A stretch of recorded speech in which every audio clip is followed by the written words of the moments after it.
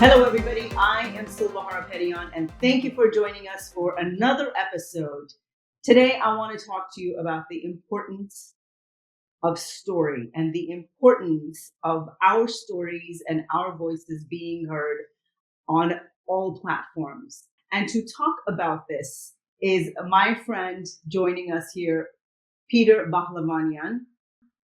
He is a producer among many other titles, but his real work is his passion for telling stories that are important and significant and have um, a long lasting significance from a historical standpoint. And you'll see what I mean when we start talking about it. Peter, thank you for joining me today. Hi, Silva. Thank you for having me. And I'll do my best trying to share my knowledge on this subject. This allows me to segue into what I want to talk to you about, which is the documentary that you made that came out of what happened in 2020, in September of 2020. Can we talk a little bit about that? Yeah, the documentaries started off with the series on YouTube, episodes. Every week we would release it. But why did that? I'm going to stop you because I want people to. A lot of people may not know what we're talking about. What Yeah, happened? when the war broke out, in Azerbaijan, Armenia, Azerbaijan attacking Artsakh region, which is the Nagorno-Karabakh region. I was obviously just like every other Armenian, feeling very helpless in a diaspora, trying to disseminate or trying to figure out how I can tell more people what's going on because I felt like nobody was talking about it. So obviously, what I know best is what I do, and I wanted to work on some kind of documentary while the war was going on, and I didn't have that much luck. I came across Emil Ghassan, which was the guy that was there from on his own time filming. I wanted to work with him, and then he said he didn't want to have an Armenian producer, so I kind of still continued on until the war ended, and then right after the war ended, I came upon some kind of footage from Artsakh TV, and it was from a filmmaker named Mariam Avedisian, and basically it was just she was going around the villages and interviewing people, talking to them and talking to them about how they were after what the impact of the war, how it's been to live there even after the 91 to 94 war from the first time around. And so I felt right away that this was a person that I needed to reach out to because this was something that interested me, this story to me personally. And I've tracked her down. I remember getting on a Zoom call with her and her sister, and her sister was I think, living in Belgium at the time. And I said, "Would you be interested in doing what you did for Artsakh TV, but doing it for me? And I'll produce it here, and then we'll release it." And that's how it all started. So by January, we started releasing episodes. Every episode, um, once a week, and then it went on for the first season was 13 episodes. And then we said, okay, let's continue on because there was still so much more, footage that we and villages. And I mean, I didn't even know that there's that many villages in Artsakh and the whole region. I didn't know there was so many little pocket villages which have names and identities and history and all of these things. So these And that's people, why even if it dates back generations. It dates back hundreds of years, right? I mean, we're not talking. in our documentaries, there's people that are just talking even in their homes that they built 80, 90 years ago, just even on their homes. Okay, so imagine their ancestors have been living there for probably before Christ. So that area has always been a majority Armenian mountainous people, very rugged life, not necessarily for the easy hard and whatever. They all live off the land, so they know how to live there. It's beautiful land, but it is high up on the mountains. It's hard to get to. That's why, as back in the day when wars were fought with people and not drones, they had an advantage, of being higher up. So it was very hard to take on the area. So they were able to protect it for a very long time that way, and it went on. And so even when at the time when Stalin decided to divide the Armenian populations and then give them away in Soviet states, he's the one that kind of cut it off and put the whole Karabakh area into Azerbaijan Soviet Republic.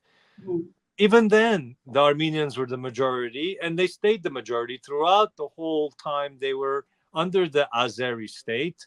And before the state even kind of broke down and everybody claimed independency, when you look back, there's a connection between the Armenian protests of Karabakh and protests in general in the Soviet Union. There had never been that big of a protest in at the time the Soviet Union that was public, that was all protesting to separate from the Azeri version of the Soviets to the Armenian. There at that time it wasn't even necessarily just complete independence. It was just give us independence or give us tie us to the Armenian state, which was who we are as an identity, and thus leading to the wars. It's a tragic story of Armenians in general, of all of us. I mean, we're here in the diaspora because our grandparents, great grandparents, were kicked out, and then terminated, and my family tree is limited to 4 people. I mean, Mhm. this is the story of most people in the diaspora, and maybe some that were luckier, they still have tragedy in their history, and this is continuous till today. As we are day to day, I'm sure you've been hearing again the threat to attack and take the bottom half of Armenia is day to day. It can happen anytime. It's ridiculous that we're living in a time like this. But then you look over in Israel and the Palestinians, there's another genocide being committed there. It's just things that are happening all over. Putin is an oligarch killing, on his own spree just so that he can make more money, and Ukraine pays the price for it. It's all these mafia kings now that have taken over the world, or at least parts of the world, and then they've decided they're just going to create war so that they can keep their people polarized and under control, and at the same time hating somebody else. I've never come across that many Azerbaijanis online that hate me. They don't know who I am. The only thing I talk about is obviously Artsakh and Armenian. The minute that they talk, if I say Artsakh has to be independent, now all of a sudden I'm a hated person Mhm. because, it's like, why do you want this land? It's like you never had it before, so why do you want it now? It's an unbelievable question you can ask somebody where the only answer they have is a program that they've been for 40 years, for 4 decades of regime information and propaganda, marketing working at its best to the point Yes. where it turns people into zombies and make them kill other people, or even worse, accept people beheading other people as a normal thing because they don't even deserve to live. Like, how is that possible? The human race has come to that level. And I think as Armenians, because we're genocide survivors, we've graduated. We're way past that. We don't want wars. We don't want to fight with anybody. We just want to live in peace. That's all we want. And as big as the lands were in the Armenian kingdoms, now it's a very small little portion. At least that much of it, keep it. Don't just what happened last year with the ethnic cleansing, the 100,000+ people getting booted out of their lands, because at the end of the day, if they stay there, they're going to get killed, or at least the possibility of being killed, or even worse, being turned into a sheep like the rest of the country. So this is, the episodes are on YouTube. The Desire to Live is a documentary basically that lasted a year and a half before they blockaded the Artsakh and had my filmmaker stuck there for 9 months with the threat of being killed on a daily basis. And we have at least 3 seasons online, I made a feature film out of it too that has won almost 100, I don't remember, 130 awards or something close to that, around the world. The goal is to spread the information around. So I use the festival circuit uh, as a person that would take advantage of some kind of another way of marketing, because I don't have the money or the distribution company to distribute the film in time. So I literally submitted it in over 350 film festivals. I financed everything myself.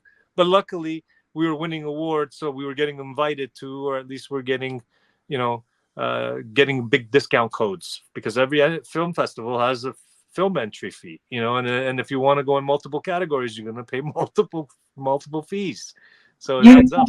Peter, you've covered so much. I want to slow down a little bit and fill the gaps a bit. 2020 war, the Artsakh war. This is where we saw drone attacks. This is where we saw shelling. This is where we saw phosphorus gas, and just human rights violations on all levels, all of which have been documented.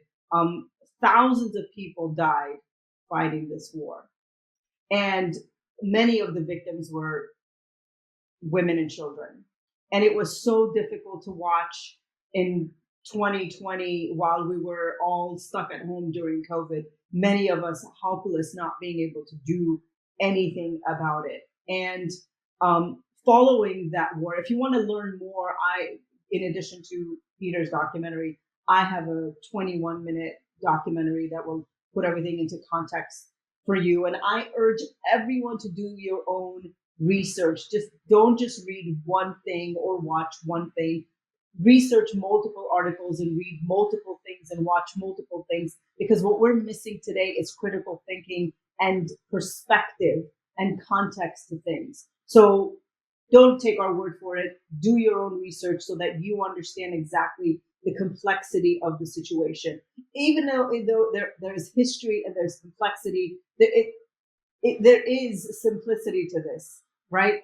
The human toll and what humans do to other humans is just unacceptable and utterly painful to watch, no matter who it is and where it is. I always connect and feel for the civilians and the helpless victims who are caught in the middle of a political disagreement, a political war, or a land grab, right? It's the people that pay the price. And in this particular situation, like always, it was the people. Because what ended up happening is the only road that leads from Armenia to Azerbaijan then got blockaded under the ruse of some propaganda. Again, do your own research about some sort of an environmental claim, and neither food nor medicine nor health was going into Artsakh.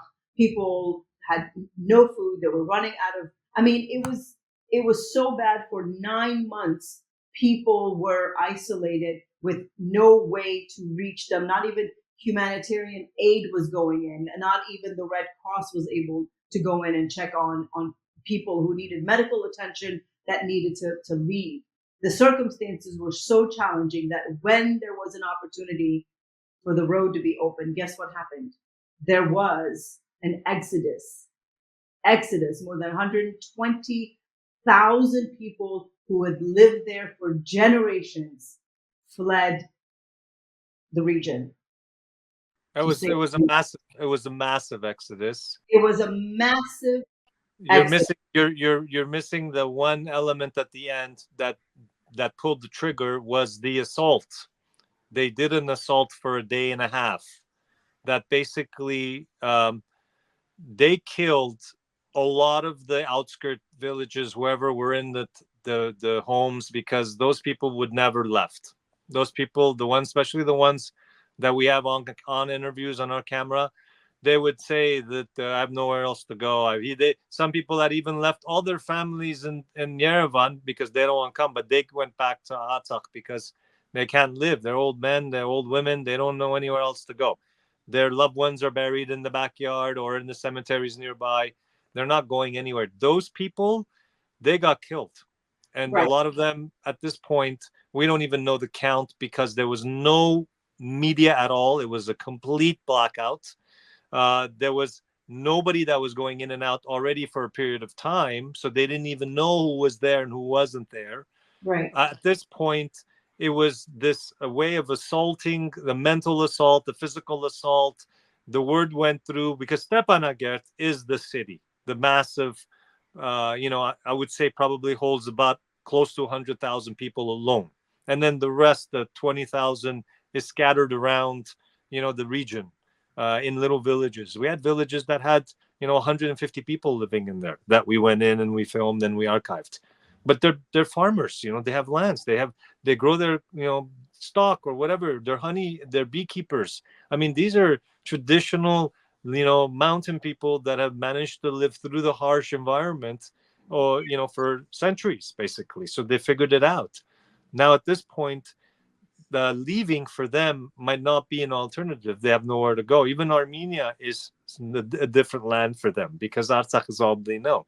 So those people, sadly, again, we have no count, because at the end, whatever count we have, there is a missing of almost 15,000 people. And Yeah. obviously there was some evacuations happening in the 9-month period, but not even close to that amount. I think there was close to maybe 200 people evacuated in that period of time when there was some access of Red Cross. But when the doors open and they said, okay, you have a window to get out, pack whatever you want and leave, this is exactly the dream come true for the regime.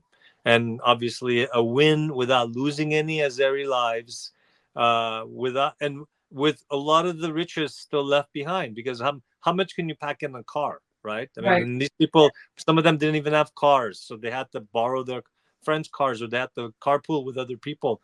Yeah. It was a crazy situation. So I know. It was really hard to watch. It was a real cleansing of the land. But I'll share something with you with Mariam. Mariam was so traumatized because at one point, the people in the villages were asking her if she can bring down the YouTube pages, because they were looking online to see who said what, so they can, make a thing out of them, some kind of a message.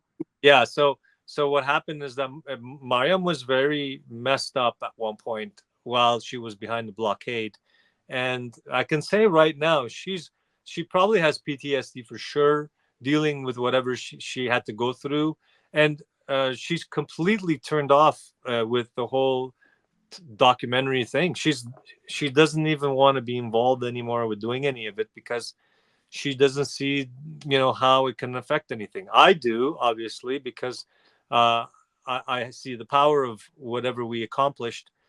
But unfortunately, I think going through what she did, and her family being stuck behind as well, and now they're in Armenia, and they're just trying to start over again. And this is another story, to tell again for people that have, you know restart again in a new place, because Armenia is a Armenian country, but it's not their home.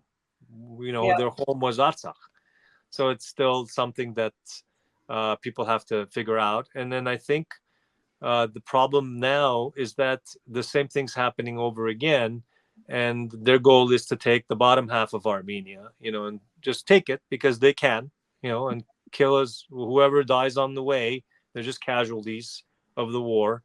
collateral Um, damage. Collateral yeah, damage. collateral damage. Peter, I want to talk a little bit about the significance of what you did and having the foresight to actually spend the time to document, because uh, after the war, she went around and documented all of these people and their stories in their villages, and having the foresight, because who knows if we'll ever be able to step foot on the land again, and when that will ever happen, and what has come of those people, and to have a oral, historical, digital history of the region, of the homes, of the land, of the topography. It that's so powerful and so important as as part of our identity as we move forward, right? And we don't I mean, we have we 40 episodes online available on YouTube, and out of the 40, 35 of those locations are now under Azeri control. Uh, it's gone. But at the time, I knew I had to do something quick. That's why we didn't waste any time. I felt like time was the only window of opportunity. And that's when we started filming. And I would say we got all of that done within that 1 year and a half, 3 seasons and the film in that 1 year of the half right before the blockade. I mean, I was working on a film called Artsakh, the history and the birth of, trying to be independent. She was already doing interviews for people that had gone through the pogroms of Baku and Sumgait and that were survivors in Artsakh. We had already filmed, so I have footage of that for the Artsakh film. But unfortunately, she got stopped when the blockade got severe and intense. Nobody wanted to obviously be interviewed because everybody thought anything could happen any day, and that's And by the way, we talk about this very casually, but the threats are real. I mean, this is 2024 and it's still real, right? I oh remember yeah. you telling me stories about entering the documentary into film festivals, and I remember share some of those stories of how you were not accepted in some documentary circuits and some film festivals, and for what reason. Yeah, the unique thing about our film was it's a very specific story, being it's happening now, and it hasn't been told by anybody else. So the idea was to spread awareness of what was going on in Artsakh, in the Karabakh region, and basically trying to get more eyes to see what's happening in the day to day, because things are moving and changing. And so the festivals that I thought that we would be most successful in ended up becoming those types of festivals that we were never accepted by. And if I tell you what it is, it'll be a crazy story. Every festival that had human rights in it, in their title, so it's say we sent it to the Human Rights Film Festival of Barcelona, or somewhere in the world, we got rejected. We got refused. And the letter would come with it saying that we really considered your film. It's very touching and strong, but there was 3 people on our panel that decided not to. And so unfortunately, your film was not chosen. And this kind of formal answer I started getting regularly from every film festival that was associated with the human rights name with the festival. And then I started doing research, and I realized that all the people nowadays that have control over human rights film festivals, or at least they call themselves human rights film festivals, want to control that platform, because that is a specific platform that's aimed for change and awareness. And if you use it properly, it can be effective. So, but if you also able to take let's say a script and shelve it, which what they were doing practically is taking a film and refusing it and not playing it, and then accepting only films that they thought would be part of their profile, or at least their agenda. Fit their propaganda. Yeah, that would fit their propaganda, and it continued on. And what got me right off the bat, and this is me thinking, because as a filmmaker too, I'm always thinking storylines. But then I do my research, and then I find out that, oh, that film festival has a Turkish member as one of the committee, and then the other person has, oh, another Turkish member. And I realized, like, why is the head office of this film festival that's in Prague, the head office is connected to Istanbul?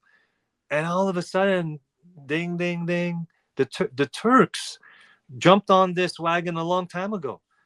Armenians talking about genocide, and obviously Jews talking about Holocaust. We say the same things. I mean, we basically talk about pain, suffering, and never again. I mean, this is the message that we want to tell everybody, right, in the world.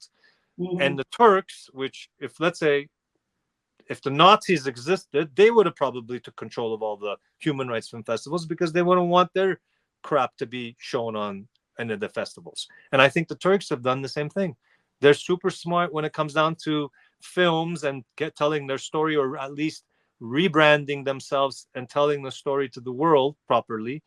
they've become one of the major players in the entertainment industry. I mean, you go to Netflix and you click on Turkish and you see a repertoire of films. And this is high budget, big production films that are actually being funded by Netflix because they have the money for it. I mean, they know now that that is the one way of being able to, kind of put Over there. all their crap underneath and then never have to pay the price for it, and then just tell the story over again in a different way, and their version is the correct version. And and what happens to Armenians is that we get erased because we're the other side of the coin. So if they deny the genocide and they don't allow human rights film festivals to show human rights films that are happening today that have to deal with them, then they have a control. And Putin is in the same boat. Putin had also, or when I say Putin, I think of his regime, but it's basically, whoever's behind the masterminds of controlling what's happening with Putin and Russia, are the same players. They know, they do the same thing. Israel, the same thing. They have film festivals that they've owned, and now they're only going to talk. They're only going to push the Holocaust issue, which is fine, but they're not going to allow anything else that's going to go across their field. So and that's where it got me to think to register my own, and I registered my own human rights film festival, so that eventually I can get that going. And I've been working on it for a couple of years now, and hopefully this year I'm going to launch it. That's awesome. Moments like this and real life examples like this is the reason why I started this episode the way I did, because you don't think about, or we don't think about, the long-term impact and the significance of people in powerful positions with a lot of money controlling the false narrative, controlling the narrative and pushing false facts, right? So never has there been a time that is more important for you to do your research, to dig a little bit deeper, to ask questions and be a critical thinker. And, for me as a journalist, my question was, who's funding this? Where is the money coming from? Who is behind this? Everything from prescription drugs and studies to films to anything that you see, who is paying for this? That will tell you that it may not be a direct influence, but it's certainly an indirect influence that impacts the end result. This is why it's so important to support independent creators, independent filmmakers, independent storytellers, because those of us out there who reach into our own pocket and use our hard-earned money to create content have no agenda. This is why I can sit here and say, do your research. You don't have to take my word for it or Peter's word for it, but know that all of these messages are being manipulated depending on who's behind it. But this is such an important also element for you to use as an encouragement to tell your story, because if you don't tell it, nobody will. And you might think you don't have a story and it's not important, it's not significant, who's going to care? It doesn't matter. Memorializing the story is important. I thought about that every time when basically I would think, like, if I didn't have the dedication or the money to put it into 350 film festivals, and I only chose the human rights film festivals, the dozen of them around the world, I would have been refused by every single one of them. And I would have thought that my film or our film was terrible and wasn't even, good enough to make it into one human rights film festival. Mm. And that would have been the end of it. But then when I realized that it's not only being selected, but it's winning awards, sometimes numerous awards in film festivals, and sometimes in the strangest places, like in Turkey, we've won awards in 2 different festivals. Why? Because we're not against Turkish people. Obviously, as Armenians, people, they ask me sometimes, you must hate Turks. I said, I don't hate anybody. I don't hate anybody other than the people that are going to try to kill me. Then I might have to get there so that I can protect myself. Other than that, I go, I don't know you. I don't have enough to hate you to not, and I don't know, and I don't hate people that I don't know in general. So maybe that should be something people should start thinking themselves is, don't hate anybody you've never met before. You're already programming yourself. And in this case, basically, if I'm going to be in charge of something, just like I was back in the music awards when I started that, I made sure that everybody had a say. It's not necessarily like, oh, what I want to do. No, it's let's make the best thing possible, right? So that's kind of like my approach in everything in life. It's always about, if we're going to do something, let's make the best that we can. If we have to put our heads together for whatever time it takes, the goal is at the end we all have to be proud of whatever we're doing, and if we're not, then we should have done it better. So, and that's my approach, and that's how I feel with everything I do now, because I actually feel some kind of reward from that. I feel that alone, if I'm not making money out of something, at least that's rewarding me, and that's giving me another kind of financial, not a financial reward, but another kind of reward that I can cash in, whenever I need to. It's Yeah. important. People are forgetting that. People are realizing that they're either on one side or the other, or they're not realizing anything. That's how we are now. We're in that kind of world where you're either taking a side, one side or the other, or you don't care about anything and you don't want to be involved in any of it. Well, none of that is good. I feel No, like, it's not. The worst thing to do is be disengaged. The worst thing to do is not to care. The worst thing to do is not interact and have some sort of a participation in whatever's happening, whether it's your own story or the story within your community or what's happening with your own community or politics. Nowadays, nobody really likes talking about the extreme versions of politics, but if you're not engaged and if you're not participating, you're letting other people with radical views win and tell their story and control the narrative. So think about the importance of us taking space.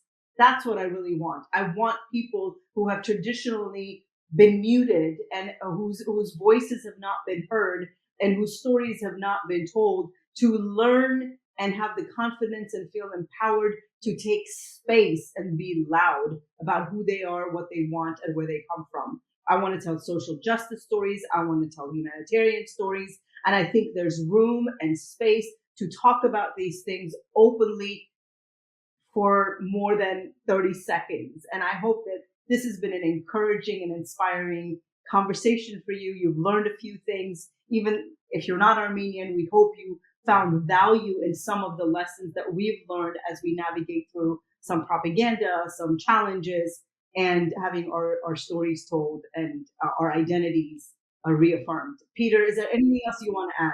yeah, let me add this one last thing, because we've just moved into the decade of AI.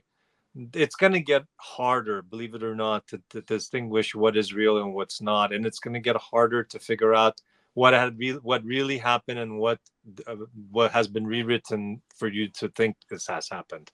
I mean, pictures, videos now are so easily manipulated. It's just second nature for people to lie and to fake it, and to basically tell the story they want to tell, knowing even the truth, what's out there.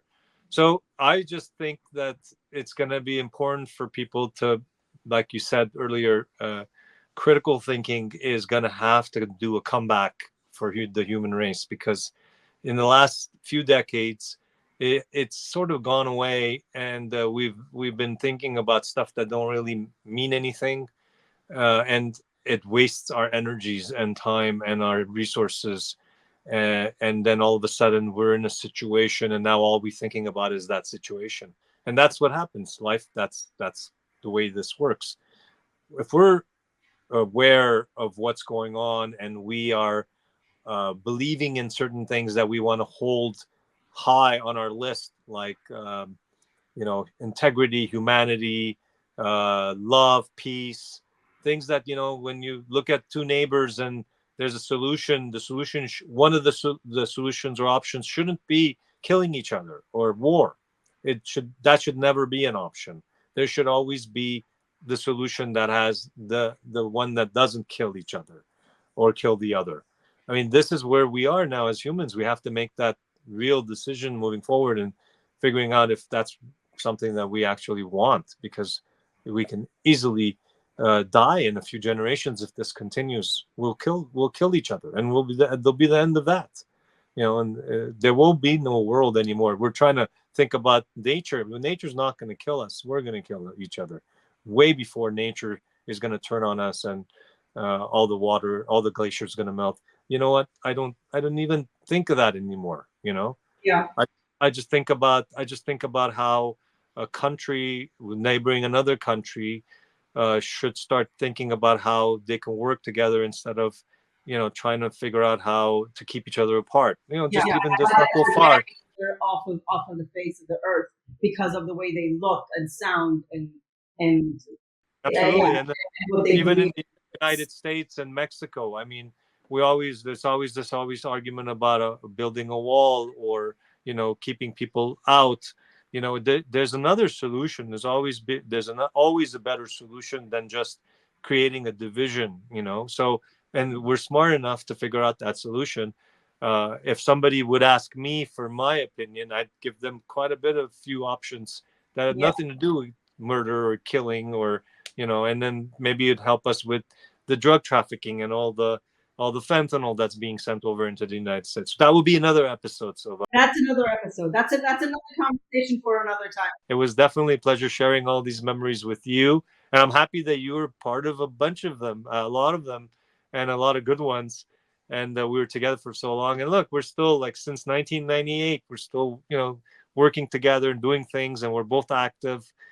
I am very encouraged. I know there's, in 2024, there's so much happening in the world that it is sometimes hard to wrap your mind around and your head around and your arms around it. But I am encouraged that in participation and in inspiring each other to stay focused and to honor each other's humanity in the process. Peter, thank you so much. If you want to reach Peter, you can find him on social media and on YouTube. If you want to find me, well, you know where to find me. I'm on all the platforms everywhere. And do me a favor, support us, subscribe to our YouTube channel, and look for our email when we do new episodes. Share, comment. This is how you help us tell more stories, more impactful stories, and perhaps even creating some kind of a ripple change as we move forward. Thanks for joining us. I'm Silvara Perion. I'll see you next time.